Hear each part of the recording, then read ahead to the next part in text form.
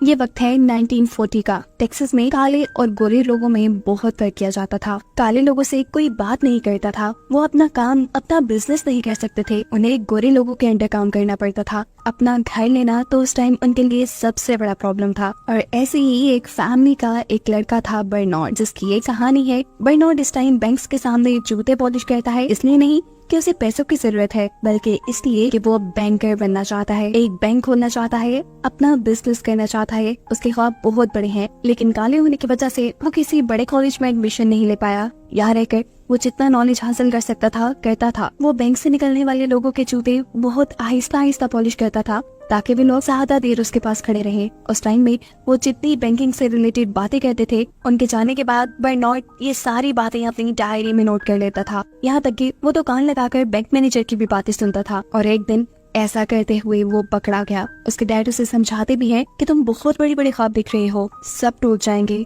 बिखर जाएंगे। लेकिन बर्नार्ड जानता था कि उसे अपने ख्वाब कैसे पूरे करने हैं। सीन कट होता है और हम 15 साल बाद दोबारा बर्नार्ड को देखते हैं। इस टाइम उसकी एक वाइफ और एक बेटा भी है, जिन्हें लेकर बर्नार्ड लॉस एंजलिस शिफ्ट हो गया है। लॉस एंजलिस में इतना काले लोगों को डिस्क्रिमिनेट नहीं किया जाता जितना मैक्सिस में किया जाता था, इसीलिए उसने फैसला किया था कि वो लॉस एंजलिस में अपना बिजनेस करेगा। यहाँ आते ही इन्होंने अपने रिलेटिव्स के घर स्टे किया था, लेकिन बर्नार्ड फिर भी अपनी वाइफ से प्रॉमिस करता है कि जल्द ही वो यहाँ अपना घर लेगा। अगले दिन वो बाहर निकलता है और पूरे लॉस एंजलिस को विजिट करता है, ऐसे घर देखने के लिए जो लोग बेचना चाहते हो, जिन्हें वो खरीद पाए। इस टाइम उसने नोटिस किया कि जो ब्लैक कम्युनिटीज थी वो पूरी तरह ऑक्युपाइड थी, यानी वहाँ रहने की जगह नहीं थी। एक एक घर को दो दो फैमिली शेयर कर रही थी, लेकिन दूसरी तरफ व्हाइट कम्युनिटीज में बहुत घर खाली थे। ये नोटिस करते हुए उसे एक बिजनेस आइडिया आता है। वो सोचता है कि इसके लिए बहुत अच्छी अपॉर्चुनिटी है कि अगर वो व्हाइट कम्युनिटी में घर खरीद कर ब्लैक लोगों को सेल कर दे। वो यहाँ एक बिल्डिंग देखता है जिसके अंदर बहुत से अपार्टमेंट्स थे। उसकी हालत बहुत ज्यादा खराब थी क्योंकि वहाँ कोई रहता जो नहीं था, इसीलिए बर्नार्ड जाकर इस बिल्डिंग के ओनर से मिलता है। वो उनसे कहता है, आपकी जो प्रॉपर्टी है वो इतनी बेकार पड़ी है, आपको कोई फायदा नहीं दे रही,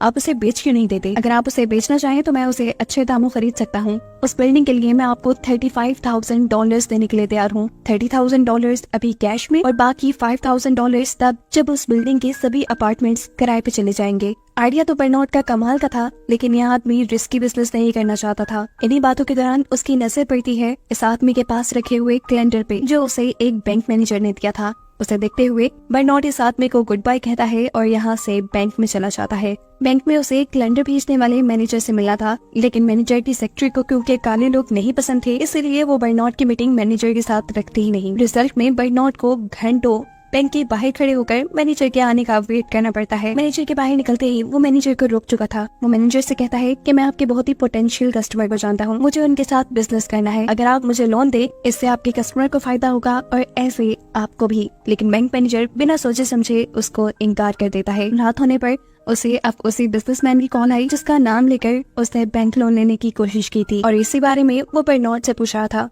बर्नार्ड भी जानता था कि किया तो उसने बुरा काम ही था, इसीलिए वो माफी मांग लेता है। लेकिन सरप्राइजिंगली इस आदमी ने उसे डांटने के लिए कॉल नहीं की, बल्कि वो बर्नार्ड की एफर्ट्स को अप्रिशिएट कर रहे थे कि उसने एक जगह से ना सुनने के बाद अपनी एफर्ट्स को छोड़ा नहीं, वो अपने गोल को पूरा करने के लिए लगा रहा। वो बर्नार्ड से कहते हैं कि मैं तुम्हारे लोन का गारंटर बनने के लिए तैयार हूँ। ये सुनकर बर्नार्ड की खुशी का ठिकाना ही नहीं रहा था। उसे जिंदगी में पहली मर्तबा बैंक लोन मिला था, जिसे वो अपने रियल एस्टेट के बिजनेस में इन्वेस्ट करता है और एक बिल्डिंग खरीद लेता है। अब जब बर्नार्ड अपने एक साथी के साथ मिलकर बिल्डिंग रेनोवेट कर रहा था, तब यहाँ पर एक ओल्ड लेडी आकर उस पर गुस्सा करती है और कहती है, तुम यहाँ पर क्या कर रही हो? बर्नार्ड बड़े धीमे से जवाब देता है कि मैं यहाँ पे काम कर रहा हूँ, जिसके जवाब में वो मगरूर लेडी कहती है, ध्यान से करना, कुछ खराब न कर देना। तब बर्नार्ड उसे कहता है, आप फिक्र ही न करें, ये मेरी बिल्डिंग है और मैं काफी अच्छे से इसका ख्याल रखूंगा। अभी जो सुनने के बाद वो लेडी वहाँ से चली जाती है और कुछ ही देर में यहाँ पुलिस आ जाती है। पुलिस बर्नार्ड को बताती है कि उसे ओल्ड लेडी ने यहाँ बुलाया है क्योंकि आप क्लेम कर रहे हैं कि ये बिल्डिंग आपकी है, हालांकि आप जानते हैं कि ये व्हाइट लोगों की कम्युनिटी है। बर्नार्ड शायद इस सिचुएशन के लिए पहले से ही तैयार था, इसलिए भी लीगल डॉक्यूमेंट्स अपने पास रखे हुए थे, जिससे वो पुलिस को दिखाता है और पुलिस को भी यकीन आ गया था कि ये प्रॉपर्टी उससे ही है। पुलिस यहाँ से जा चुकी थी। कुछ दिन बाद 12 बर्नार्ड लैंप लेकर जब इस बिल्डिंग में आ रहा था तो वो ओल्ड लेडी कहती है, ये कौन सा टाइम है रेनोवेशन का? जवाब में बर्नार्ड बड़ी आहिस्तगी से कहता है, मैं अब कोई रेनोवेशन वर्कर नहीं हूँ, अब मैं यहाँ का ऑनर हूँ। ये कहकर वो अपने अपार्टमेंट में जा चुका था और ये लेडी उससे तिल मिला चुकी थी। थोड़े दिन गुजरते हैं और ये लेडी बिल्डिंग छोड़कर चली जाती है क्योंकि वो एक ही बिल्डिंग में ब्लैक लोगों के साथ नहीं रहना चाहती। उसके जाते ही उसका अपार्टमेंट बर्नार्ड ब्लैक लेडी को दे देता है। अब जैसा उससे पहले पता था कि लॉस एंजलिस में ब्लैक लोगों की मार्केट बहुत बड़ी है प्रॉपर्टी के लिए, देखते ही देखते उसकी बिल्डिंग के सारे अपार्टमेंट रेंट आउट हो जाते हैं, जिसके बाद वो बिल्डिंग के ऑनर को वो रकम भी वापस कर देता है जो उसने पेंडिंग की थी। साथ ही वो बैंक का लोन भी चुका चुका था। ये आदमी बर्नार्ड की काबिलियत से बहुत खुश था। वो अब बर्नार्ड को अपने साथ बिजनेस करने की ऑफर देता है। बर्नार्ड के लिए इससे अच्छी अपॉर्चुनिटी क्या हो सकती थी। वो उसके साथ हाथ मिला लेता है। उसकी दी हुई इन्वेस्टमेंट से ये लोग एक और बिल्डिंग खरीदते हैं, जिसे रेनोवेट करने के बाद ये लोग इसे भी रेंट आउट कर चुके थे।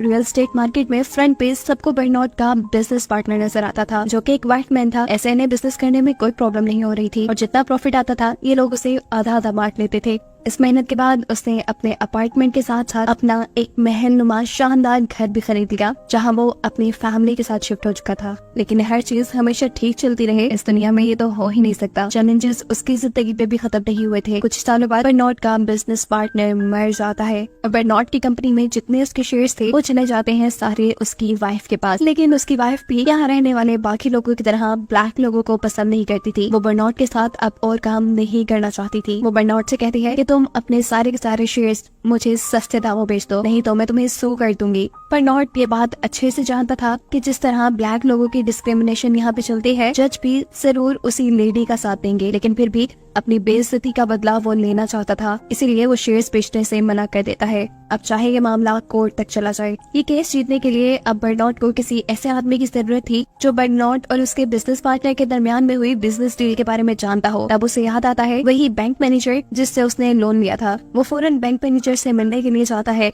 लेकिन देखता है कि पहले ही बिजनेसमैन की विडो यानी उसकी वाइफ मैनेजर से मिल चुकी है। लाचार बर्नार्ड अब इस बिल्डिंग में खड़ा इधर उधर देख रहा था। इस बिल्डिंग में चारों तरफ बैंक थे और हर बैंक में काले लोगों के लिए ऐसे ही डिस्क्रिमिनेशन पाई जाती थी, ऐसे ही काले लोगों को जलील किया जाता था। इस बिल्डिंग में जो चारों के चारों बैंक थे उन सभी ने कभी न कभी बर्नार्ड को जलील किया था, डिस्क्रिमिनेट किया था। खड़े खड़े उसके दिमाग में एक बहुत ही अच्छा आइडिया आता है। वो सोचता है क्यों ना मैं ये बिल्डिंग ही खरीद लूं। फिर देखता हूँ कि यहाँ पे मौजूद बैंक इस तरह मुझे जलील करते हैं। लेकिन मसला वही कि अभी भी उसके पास इतनी ज्यादा इन्वेस्टमेंट नहीं थी। वो अब लॉस एंजलिस की रियल एस्टेट के एक बड़े बिजनेसमैन से मिलता है। किस्मत से वो भी उन्हीं की कम्युनिटी का है। बर्नार्ड उसे अपना बिजनेस प्रपोजल देता है। बैंक्स वाली बिल्डिंग को खरीदने का सुनते ही जॉय की हंसी छूट गई थी। उसे लग रहा था कि शायद बर्नार्ड का दिमाग खराब है, क्योंकि वहाँ की कीमत बहुत ज्यादा थी। साथ ही साथ कभी किसी ब्लैक आदमी ने लॉस एंजलिस में इतनी कीमती जमीन नहीं खरीदी थी। बर्नार्ड यहाँ उसकी सारी बातों का जवाब देता है, सारी कैलकुलेशन बताता है कि कितने में वो लैंड खरीदेंगे और उन्हें कितना कितना प्रॉफिट हो सकता है, उन्हें लैंड खरीदनी कैसे है। ये सारी बातें सुनकर जॉय जान चुका था कि बर्नार्ड एक ज़हीन इंसान है,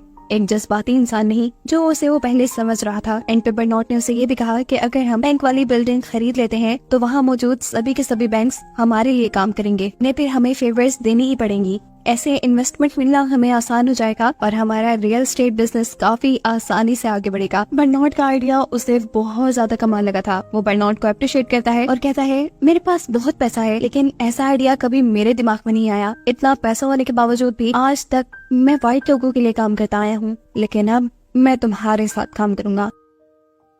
अभी भी एक मसला था, अगर इन्हें प्रॉपर्टी खरीदी थी, इन्हें व्हाइट लोगों की कम्युनिटी से कम्युनिकेट करने के लिए यानी अपना मैसेज पहुंचाने के लिए किसी व्हाइट आदमी की ही जरूरत थी। बर्नार्ड कहता है परेशान न हो, वो भी मेरे पास है। असल में बर्नार्ड के अंदर एक मैस्क नाम का आदमी काम करता था। वो व्हाइट था, साथ ही साथ ऑनेस्ट और हार्ड वर्किंग भी। बर्नार्ड और जॉय मिलकर उसे अपने प्लान के लिए तैयार करना शुरू कर देते हैं। उसे हाई क्लास लोगों में उठने बैठने के मैनर्स सिखाते हैं, गोल्फ खेलना सिखाते हैं और साथ ही रियल एस्टेट का बिजनेस मॉडल भी समझा देते हैं। वो सारी कैलकुलेशन भी जो कोई एक बिल्डिंग खरीदने या बेचने से पहले करता है। उसने जल्द ही ये सब कुछ सीख लिया था और अब उनके प्लान के अकॉर्डिंग वो बहुत अच्छे से गोल्फ भी खेल रहा था और साथ साथ रियल एस्टेट की कैलकुलेशन भी कर पा रहा था। अब इसी गोल्फ क्लब के अंदर मैस्ट मिलता है बैंक बिल्डिंग के ऑनर से। उनकी ये मीटिंग जॉय ने ही एक प्लान के अकॉर्डिंग अरेंज की थी। मैस्ट इस बिल्डिंग ऑनर से बातें करते हुए उसे इम्प्रेस करने में कामयाब हो जाता है और ऐसे इन्हें बिल्डिंग खरीदने का चांस भी मिल चुका था। लेकिन अभी मैस्ट बहुत ज्यादा परेशान था, क्योंकि अब तक जो उसने किया था वो सारा बर्नार्ड का प्लान था। आगे अगर उसे डील करनी थी तो वो कैसे करता। तब बर्नार्ड उसे कहता है परेशान न हो, मैं तुम्हें सब सिखा दूंगा।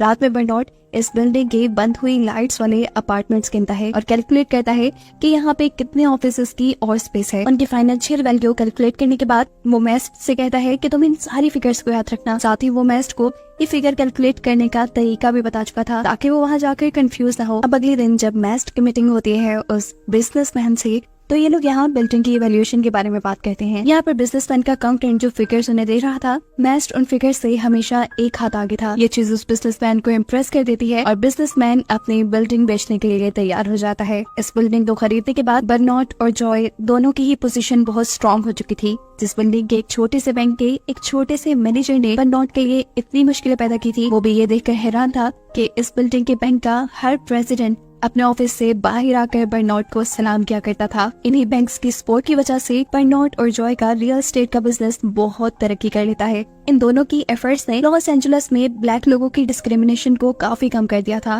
ब्लैक लोगों की पोजीशन काफी स्ट्रांग हो गई थी। वो लोग बड़ी आसानी से लॉस एंजलिस में घर खरीद सकते थे और अब तो उनके लिए बिजनेस अपॉर्चुनिटीज भी बहुत बढ़ गई थी। लोग उनके साथ मिलकर काम करना पसंद करने लगे थे। बहुत सी बिल्डिंग्स ऐसी बन गई थी जिसमें ब्लैक और व्हाइट लोग एक साथ रहते थे। यहाँ तक कि बर्नार्ड और जॉय अपने बिजनेस में इतनी तरक्की कर लेते हैं कि शहर के व्हाइट प्रेसिडेंट भी खुद इनके साथ आकर पिक्चर उतरवाते हैं। इतनी तरक्की करने के बाद, कामयाब होने के बाद, बर्नार्ड अपने पेरेंट्स से मिलने के लिए वापस टेक्सास जाता है, जहाँ अब उसके डैड उसके ऊपर फख्र करते थे। बर्नार्ड अपने बेटे को ये शहर घुमाता है और उस बैंक के पास भी लेकर जाता है जिसके सामने बैठकर वो बूट पॉलिश किया करता था। वहाँ आज भी एक बच्चा बूट पॉलिश कर रहा था, लेकिन बर्नार्ड देखता है कि वो उस बच्चा ब्लैक लोगों के बूट पॉलिश नहीं कर रहा, सिर्फ व्हाइट लोगों के बूट पॉलिश कर रहा है, क्योंकि यहाँ व्हाइट लोगों की इज्जत है। आज भी यहाँ ब्लैक लोगों को डिस्क्रिमिनेट होते, जलील होते देखकर उसको दिल से बहुत दुख हुआ और अब उसने दिल ही दिल में सोच लिया था कि वो इस डिस्क्रिमिनेशन को खत्म करने के लिए, ब्लैक लोगों के हक में आवाज उठाने के लिए काम करेगा। वो अब अपने बिजनेस पार्टनर जॉय के पास जाता है और उसे टेक्सास की बैंक बिल्डिंग खरीदने को कहता है। पहले जॉय को लगा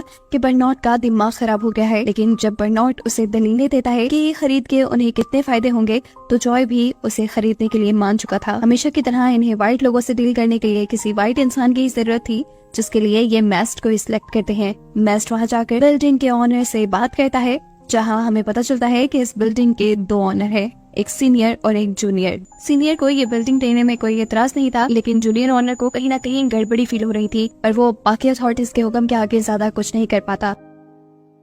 बैंक की बिल्डिंग खरीदने के बाद ये लोग यहाँ का बैंक भी खरीद लेते हैं और यहाँ पर रहने वाले ब्लैक लोगों को बड़ी आसान एक साथ पे कर्जे देना शुरू कर देते हैं ताकि वो यहाँ पर अपनी प्रॉपर्टी खरीद सके, अपना बिजनेस कर सके और व्हाइट लोगों की तरह ही कामयाब हो पाए। सब कुछ बिल्कुल ठीक चल रहा था, लेकिन सिर्फ तब तक जब तक जूनियर अपने बैंक के लोन्स की डिटेल्स देखना शुरू नहीं करता। जब बैंक की डिटेल्स उसकी आंखों के सामने आती है तो वो ये देखकर शॉक हो चुका था कि सारे के सारे लोन सिर्फ ब्लैक लोगों को दिए जा रहे थे। वो अब मेस्ट के जरिए बर्नार्ड और जॉय से मिल लेता है और उन्हें धमकी देता है कि तुमने जो किया वो अच्छा नहीं किया। जो लोन तुमने पास किए हैं उसके जुर्म में तुम्हें गिरफ्तार भी किया जा सकता है, क्योंकि वो सब के सब बाइस्ड हैं, तुम्हारे फायदे के लिए हैं। वो इन्हें यहाँ धमकी भी दे गया था कि अगले 1 महीने में फेडरल डिपार्टमेंट वाले उनके बैंक को चेक करने के लिए आएंगे और अगर कुछ भी गड़बड़ी निकली तो उन्हें जेल जाना पड़ेगा। ये खबर सुनकर ये तीनों ही डर चुके थे। इन्हें समझ नहीं आ रहा था कि ये इस मुसीबत से निकले कैसे। तब मेस्ट इन्हें आइडिया देता है कि हमें एक और बैंक खरीद लेना चाहिए, उस बैंक को मैं चलाऊंगा और ये सारे लोन हम बाहर ट्रांसफर कर देंगे। ये आइडिया बहुत ज्यादा अच्छा नहीं था, लेकिन फिलहाल कोई दूसरा ऑप्शन न होने की वजह से इन्हें यही करना पड़ा। मेस्ट अपना बैंक चलाना शुरू कर देता है और उसका लॉयर बगैर सोचे समझे बहुत से लोन डॉक्यूमेंट्स पे साइन कर देता है। मेस्ट अब इस बैंक को अपने और बर्नार्ड के अकॉर्डिंग चला रहा था, लेकिन मसला तब पैदा होता है जब इन्हें पता चलता है कि फेडरल गवर्नमेंट के लोग उनके बैंक की इंस्पेक्शन के लिए भी आ रहे हैं और ये सब गेम खेली थी असल में जूनियर ने। मेस्ट बहुत ज्यादा घबराया हुआ था। बर्नार्ड उसे रिलैक्स करने के लिए यहाँ वर्कर जैसे कपड़े पहनकर पहुंच जाता है और इंस्पेक्शन टीम की बातें सुनता है। उसे पता चलता है कि लॉयर ने यहाँ पे बहुत सारी गलतियाँ की हुई थी। उसने बहुत से ऐसे लोन अप्रूव किए हुए थे जिसका कोई लीगल रीजन बनता ही नहीं था और ऐसे अब उनके बैंक का लाइसेंस जब्त कर लिया जाता है। बर्नार्ड उनके जाने के बाद ये सारे डॉक्यूमेंट चेक करता है और उससे पूछता है कि इतनी बड़ी बड़ी गलतियाँ कैसे हो गई, तुम्हारा लॉयर अंदर था क्या? और तब मेस्ट उसे बताता है कि ये लॉयर उसे जूनियर ने ही सिलेक्ट करके दिया था, यानी सारी गेम शुरू से एंड तक जूनियर ही खेल रहा था और उसने मैस्ट को अपने गेम के लिए यूज किया। वो सिर्फ बर्नार्ड और जॉय को मसाज करना चाहता था। अब इनके पास सिर्फ यही ऑप्शन था कि ये लोग इस बैंक को छोड़ दें और कहीं और शिफ्ट हो जाएं। लेकिन मैस्ट को अपना ये बैंक नहीं छोड़ना था, इसीलिए बर्नार्ड की बात ना मानते हुए वो यहाँ एक चाल चलता है अपने ही साथी बर्नार्ड और जॉय के खिलाफ, जिसकी इस चाल के बारे में जॉय को खबर भी हो जाती है। वो बर्नार्ड को लेकर जल्दी से बैंक में जाता है। वो बैंक में आते ही मैस्ट से यहाँ बैंक के डॉक्यूमेंट्स मांगते हैं, लेकिन इससे पहले कि वो ये लेकर यहाँ से निकल जाते, यहाँ पे FBI वाले पहुँच चुके थे। डॉक्यूमेंट्स उनके हाथ लग जाते हैं, जिन डॉक्यूमेंट्स पे नाम था बर्नार्ड और जॉय का, और ऐसे FBI वाले उन्हें पकड़ चुके थे। कुछ टाइम बाद हमें दिखाया जाता है कि बर्नार्ड और जॉय दोनों अपने लॉयर से मिले हैं। इन्हें कुछ दिनों की बेल पे छोड़ा गया था ताकि ये अपना केस लड़ सके, लेकिन इनके लॉयर इन्हें बताते हैं कि आप लोगों का यहाँ पे केस लड़ना आसान नहीं होगा। मैं जानता हूँ जज व्हाइट लोगों की फेवर में फैसला देंगे। दूसरी तरफ मैस्ट भी पकड़ा जा चुका था, लेकिन उसे अपनी आजादी चाहिए थी, जिसकी डील के लिए वो यहाँ जज से मिलता है। जज उसे कहते हैं कि तुम अपने साथियों के खिलाफ बयान दे दो, मैं तुम्हें छोड़ दूंगा, और इस बात के लिए मैस्ट मान जाता है। जिसके बाद हम देखते हैं कि बर्नार्ड भी जज से मिलने के लिए आया, जज ने यहाँ उसे डील दी कि या तो वो सारे पैसे मैस्ट को दे दे और आजादी से जिंदगी गुजारे, या फिर अदालत में अपनी मर्जी का बयान दे और फिर जेल चला जाए। उदास बर्नार्ड यहाँ दूसरी ऑफर एक्सेप्ट करता है। वो अगले दिन अदालत में अपनी मर्जी का बयान देता है। वो अपने लोगों के हक में बात करता है, ब्लैक कम्युनिटी के हक में, कि कैसे वो यहाँ पे एक आम सादा जिंदगी गुजारने के लिए भी स्ट्रगल करते हैं, उन्हें उनका हक मिलना चाहिए। और ये बयान देने के बाद वो जेल जा चुका था। उसने अपनी कम्युनिटी के लिए अपना सब कुछ गवा दिया। इनका बैंक दोबारा जूनियर को मिल गया, वो भी कोड़ियों के भाव। मैस्ट क्योंकि व्हाइट कम्युनिटी से ताल्लुक रखता था, इसीलिए उसे किसी जुर्म में भी पकड़ा नहीं गया। जिसके बाद कहानी यहाँ से बहुत साल आगे बढ़ गई। आज वो दिन था जब बर्नार्ड और जॉय दोनों को जेल से बाहर निकलना था। बर्नार्ड को लेने के लिए उसकी वाइफ आई थी। हम देखते हैं कि अनएक्सपेक्टेडली बर्नार्ड जेल से निकलने के बाद ऐसे खुश है जैसे उसने लाइफ में कुछ खोया ही ना हो, उसके साथ कुछ बुरा ही ना हुआ हो। तब जॉय बर्नार्ड की वाइफ को हकीकत बताता है कि इन्होंने असल में अपनी कोई प्रॉपर्टी खोई ही नहीं। बर्नार्ड की वाइफ हैरानी से पूछती है, ये सब कुछ तुम लोगों ने कैसे किया? बर्नार्ड बताता है कि अदालत जाने से एक रात पहले उन्हें मैस्ट की कॉल आई थी। मैस्ट ने जो उनके खिलाफ बयान दे दिया था, वो उसके लिए माफी मांगना चाहता था, और माफ करने के बदले मैंने उससे बस एक फेवर मांगी कि तुम हमारी सारी प्रॉपर्टी बेचकर उन पैसों को कहीं और इन्वेस्ट कर दो। उसने बिल्कुल हमारे अकॉर्डिंग काम किया, और अब हमारे पास पहले से भी बड़ा रियल एस्टेट का सेटअप है, जिसे अब वो पूरी जिंदगी के लिए चलाएंगे। इनकी लाइफ अब दोबारा से पहले जैसी नॉर्मल होने वाली थी, जिसे दिखाते हुए ये कहानी यहाँ खत्म हो जाती है।